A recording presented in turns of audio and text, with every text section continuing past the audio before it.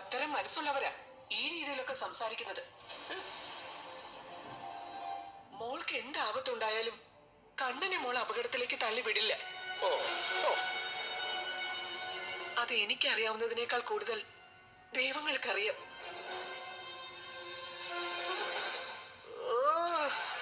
എന്നാലും ഇത്തിരി നേരത്തെ സന്തോഷം പെട്ടെന്നങ്ങ് കെട്ടടങ്ങിയല്ലോടാ. സാരമില്ലമ്മേ, നമ്മൾ പ്രതീക്ഷിക്കുന്ന പോലെയൊക്കെ തന്നെ കാര്യങ്ങൾ വരും, വന്നേ പറ്റൂ.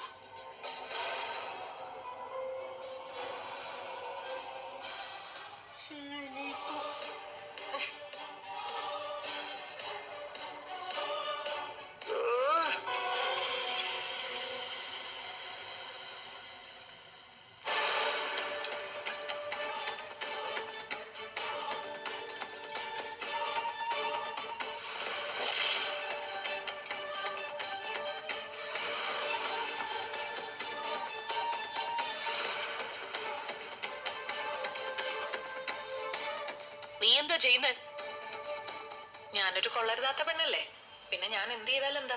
ആഹാ, നീ കൊള്ളാത്ത പെണ്ണാണെന്ന് നീ തന്നെ അങ്ങ് സമ്മതിച്ചോ? അങ്ങനെ സമ്മതിക്കുന്നതല്ലേ ഇവിടെ എല്ലാവർക്കും സന്തോഷം. നിങ്ങൾക്ക് കണ്ണേട്ടിനെ പറ്റിക്കാം, പക്ഷെ ഞങ്ങളെ കഴുതകളാക്കാന്ന് കരുതണ്ട.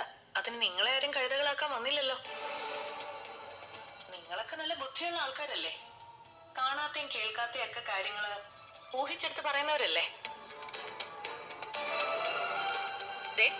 കണ്ണനെ പോലൊരു മണ്ടൻ കൂടെ ഉണ്ടെന്ന് കരുതി കൂടുതൽ അഹങ്കരിക്കലേടി നീ. ഓരോന്ന് ഇടിച്ചു പിഴിയ എന്റെ കണ്ണനെ കുരുതി കൊടുക്കാനായിട്ട്. കണ്ണേട്ടിന് ദോഷം വരുന്ന ഒന്നും ഞാൻ ചെയ്യില്ല എന്ന് കണ്ണേട്ടിന് നന്നായിട്ട് അറിയാം.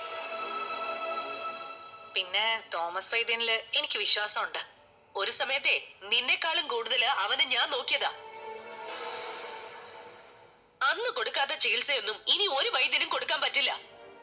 ആയിക്കോട്ടെ, ചിലപ്പോ അവർക്കൊന്നും കഴിയാത്ത അത്ഭുതം കാണിക്കാൻ തോമസ് വൈദ്യന് കഴിഞ്ഞാലോ. ഞാൻ കണ്ണേട്ടനെയും കൊണ്ട് പ്രതീക്ഷയുടെ ഒരു സിദ്ധന്റെ അടുത്ത് പോയിട്ട് വരുമ്പോ കണ്ണേട്ടൻ പഴയ രീതിയിലേക്ക് തിരിച്ചു വരണമെന്ന് അല്പമെങ്കിലും ആഗ്രഹിക്കുന്നവരാണെങ്കിൽ എന്റെ പ്രവൃത്തിയെ വിമർശിക്കില്ല. ഞാൻ ചെയ്തത് തെറ്റാണെന്നും പറയില്ല.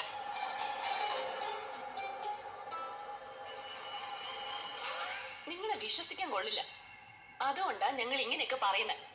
സ്വന്തം അച്ഛന് പോലും ഇവിടെ വിശ്വാസമല്ലല്ലോ. അതെന്റെ സ്വന്തം അച്ഛനല്ല. അങ്ങനെ ഞാൻ കരുതാൻ ശ്രമിച്ചപ്പോഴൊന്നും എന്നെ സ്നേഹിച്ചിട്ടില്ല കരുണയുടെ അച്ഛൻ. അതുകൊണ്ട് ആ അച്ഛനെ പറ്റി പറയണ്ട, ആ അച്ഛനെ വിശ്വസിക്കുകയും വേണ്ട. എല്ലാരും ഏത് തരക്കാരാണെന്നൊക്കെ എനിക്ക് നന്നായിട്ട് അറിയാം. എന്റെ ജീവിതത്തില് എനിക്കൊപ്പം നിന്നിട്ടുള്ളത് എന്റെ അമ്മയും ഞാൻ പ്രാർത്ഥിക്കുന്ന ദൈവങ്ങളും മാത്രമാണ്. അതിനൊപ്പം വിവാഹത്തോടെ ഇപ്പൊ ഒരാളും കൂടെ കടന്നു വന്നിരിക്കുക, എന്റെ കണ്ണേട്ടൻ. ആ കണ്ണേട്ടനെ തോമസ് വൈദ്യന്റെ ട്രീറ്റ്മെന്റും പിന്നെ ഞാൻ പ്രാർത്ഥിക്കുന്ന ദൈവങ്ങളുടെ അനുഗ്രഹവും കൊണ്ട് ഞാൻ പരമാവധി മാറ്റിയെടുക്കാൻ ശ്രമിക്കുന്നുണ്ട്. അതുകൊണ്ട് ഇടയ്ക്ക് വെച്ച് ആരെങ്കിലും ഒക്കെ ഇത് നിർത്തണമെന്ന് പറഞ്ഞാലും അത് ഞാൻ വകവെച്ച് തരില്ല.